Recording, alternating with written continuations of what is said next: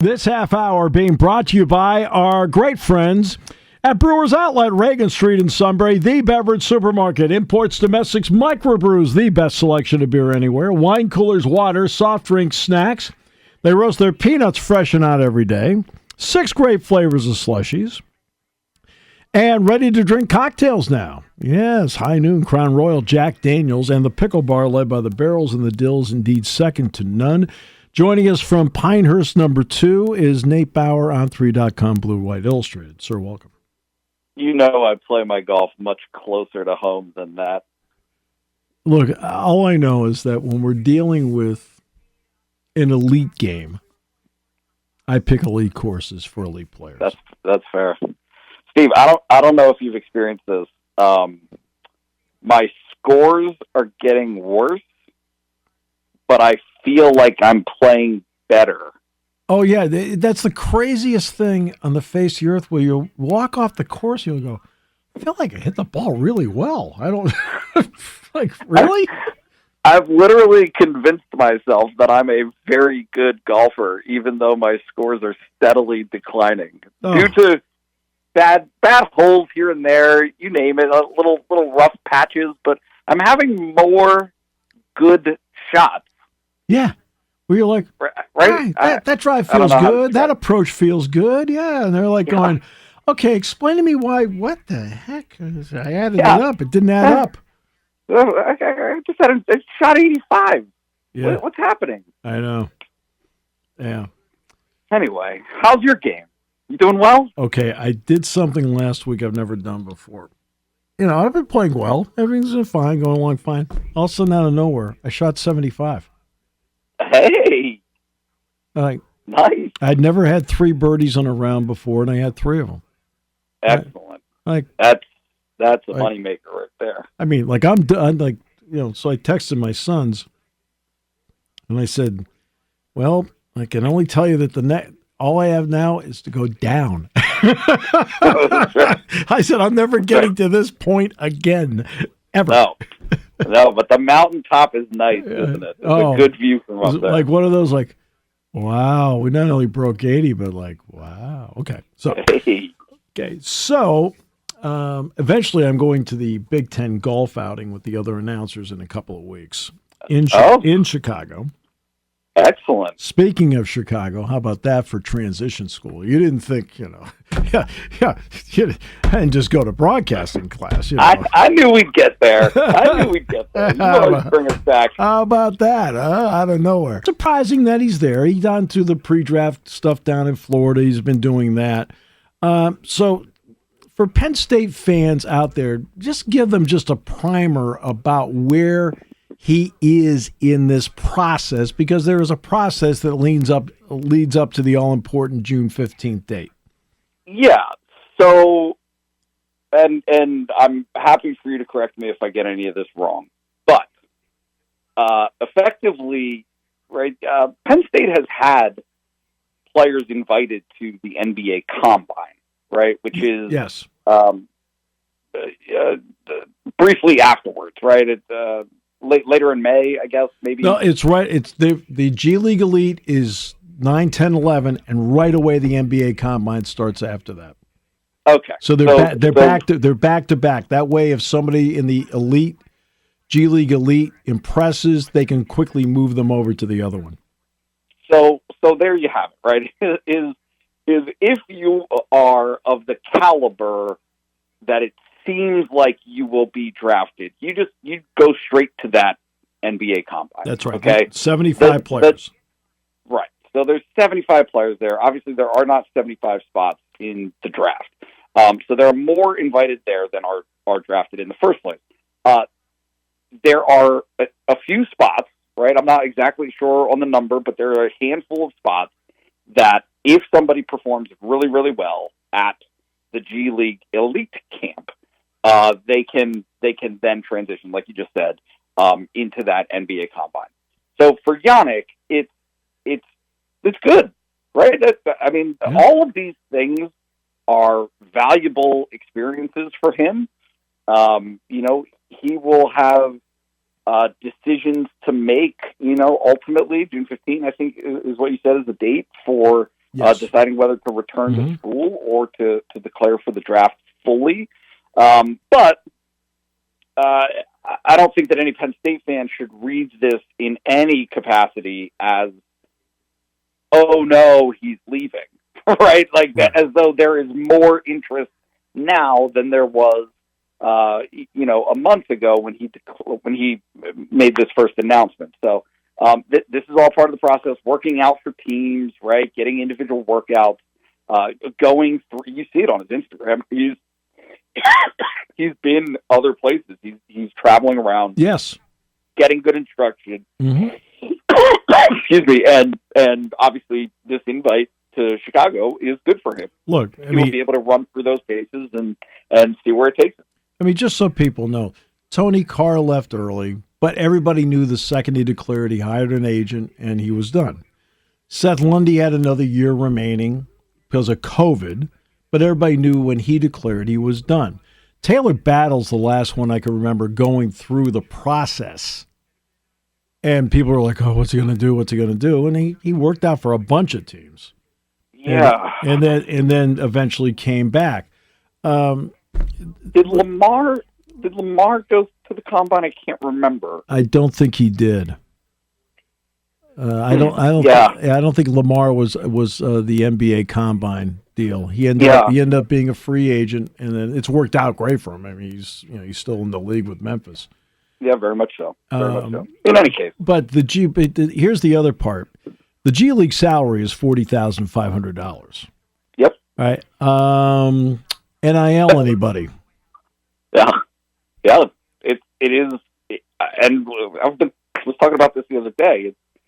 It's created this intermediary minor league out of thin air that is legitimate, and in some ways is a better situation than the pros.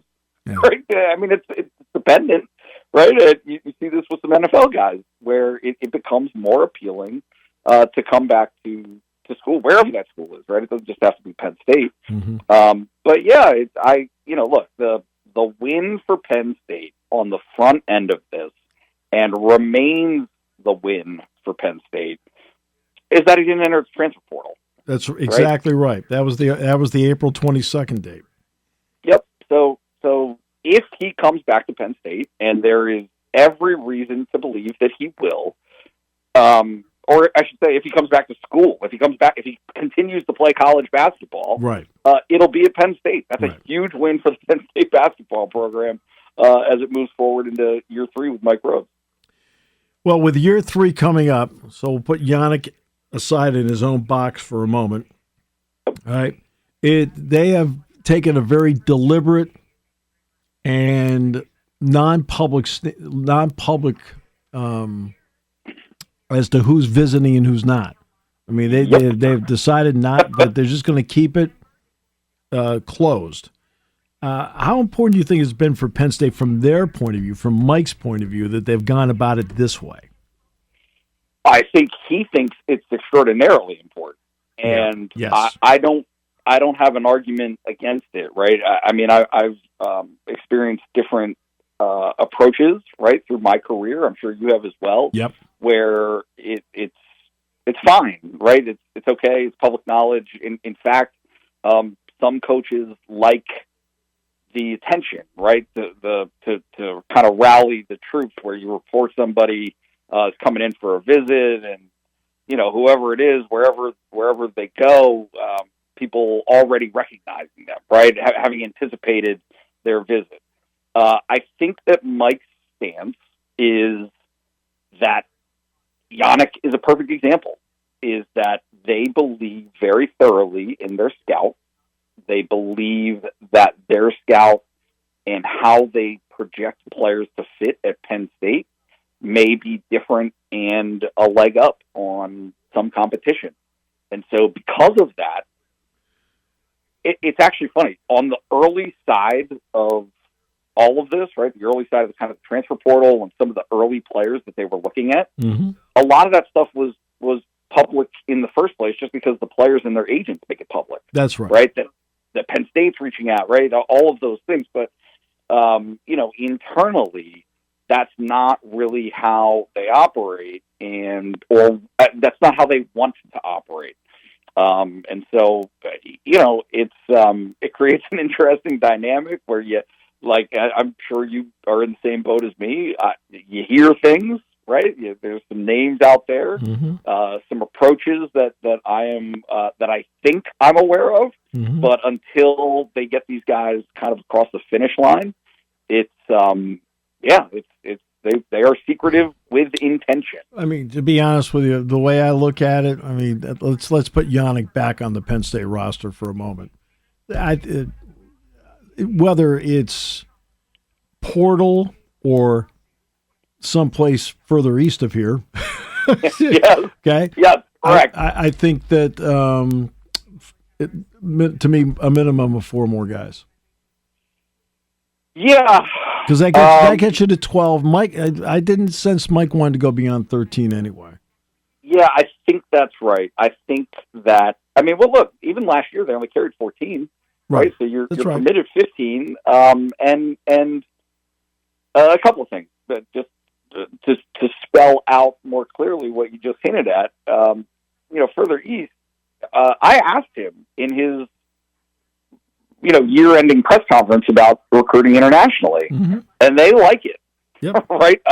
Froggy is a guy who didn't pan out at Penn State, but that was not a mistake, right? They feel as though within this staff, and you can see it based on the resumes of some of his assistant coaches, they have connections in Europe. Yes, they do. Right? They have. Yes, they do. Yes, they do. And so there are ways for them to scout a market that, again, to me it's so important to recognize if you're a Penn State fan. Well, a couple of things. One, across the Big Ten, Illinois had an international kid that played really well this past year. Michigan had a kid, right? So it is happening other places where it is a bigger stage with better access to NBA scouts playing in the United States for these guys. And so when you can make that fit, it doesn't mean it's always going to work, obviously. And you might have competition in the United States among other colleges that are going for these guys. But you can make a pretty compelling case right now, to try your hand in the United States and get that exposure to NBA scouts. Well, and here's the other part. When you're out there and you're playing, for example, in Europe, you're playing against men. Okay? You're playing against older players, which benefits you. I want to ask you, in the House settlement, which everybody's trying to become experts on, and I completely understand that because it means so much to the future of what we're seeing. Yeah.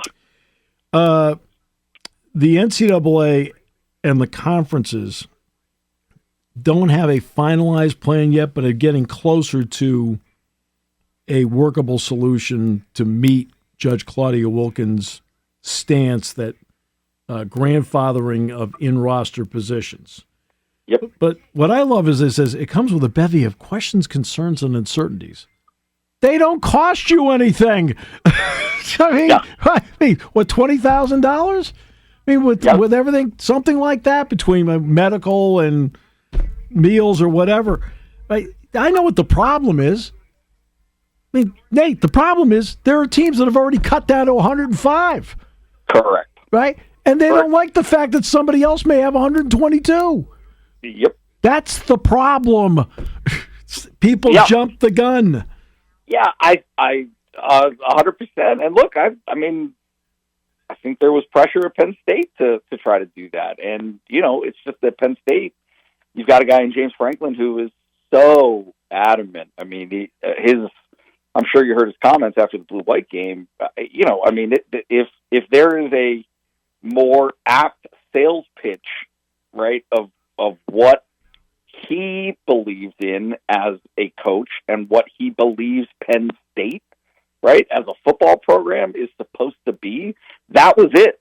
And it is, look, this is the essence of college football. These guys have a spot, and they're going to try. He's going to kick, scratch, and claw, whatever the word terminology he used, but he's going to try everything he can to delay that process as long as he possibly can and make sure that there are spots at Penn State for these guys. And yeah, there were. Look, I am not in any capacity envious of Pat Kraft right now, Right. or any athletic director in major college athletics, because not only do you have to add a $20 million budget item, right, of paying players, but you are also paying out back pay, right?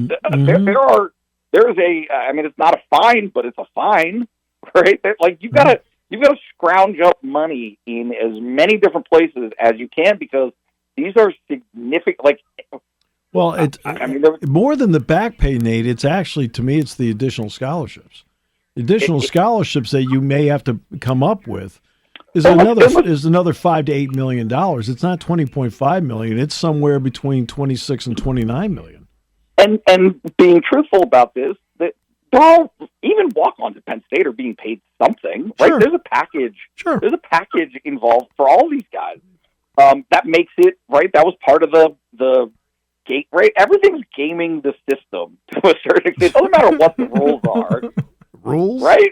Rules, right? It doesn't matter. It does not matter. It is okay. Well, now NIL permits you to effectively go beyond the scholarship limit, because you're not being paid based on what the scholarship costs, but that's what you make. So there are costs involved in all of this, and there are concerns involved in all of this. But at the end of the day, the judge has made plain that it's not being approved without these considerations for walk-ons, right? Bottom line. And so Penn State and I don't know how much credit he's getting and or the recognition of it externally, but James Franklin sticking to his guns in this case will end up proving to be overwhelmingly fortunate for Penn State. Oh, and look, this is what I think. If I'm going to guess, this will be my educated guess, that the terminology will be that schools can do the roster with current players at their own discretion.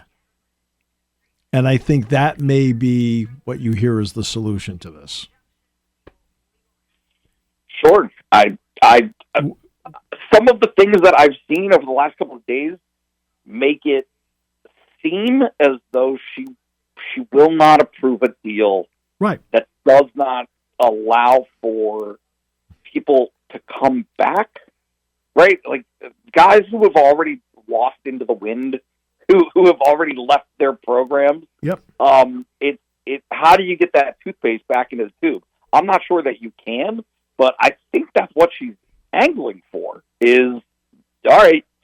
You guys did do this prematurely. Make it work now. Figure it out. Mm-hmm. Yep. And I think the at your own discretion is going to be the key. Yep. I think that you're just looking for terminology.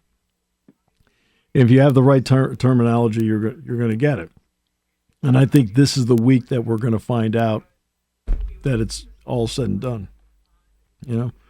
And I hope so. And then it'll be a solid 3 months until another legal challenge comes in that blows all of this up as well. Oh, it's legal challenges. Oh, let's see. Anybody ever hear of Title IX legal challenge? Anybody ever hear of the of Deloitte being in charge of the clearinghouse? God, legal challenge. I mean, this thing is just filled with them. So you just go along with whatever you got for as long as you can.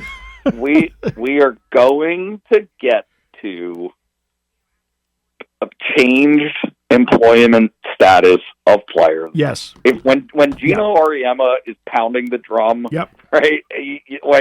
You got these old school guys who have been through it, who have done all of this, right? Who have done it the right way throughout their careers. When those guys start saying, hey, this is how it has to be, this is the only way this is going to work, it's going to happen. It will happen eventually, despite the NCAA's best intentions of kicking and screaming to fight it. Well, when you're 0 for life in court, you have nothing to stand on. Okay, so that's right. that. The NCAA, to their credit, has what you would term a perfect record. All right, so back to the golf course where you can achieve great scores. I just know it. Thank you. I love it. We don't have any baseball talk today. Mike Gambino and the boys. Yeah, Gambino and the guys are playing great. Men's lacrosse is a 5 seed. It's actually been a fun spring around here. It has been a very. In fact, hockey with a huge recruiting commitment today. I saw that. Huge, and now lots of stuff happening. Yeah, a lot of great stuff happening. All right, my friend. Thank you so much. Appreciate your time as always. We needed somebody to take the show to a new level. We picked you. Oh, man. Thank you so much, as always. Appreciate being here. Half hour being brought to you by our good friends at Brewers Outlet, Reagan Street in Sunbury on News Radio 1070 WKOK.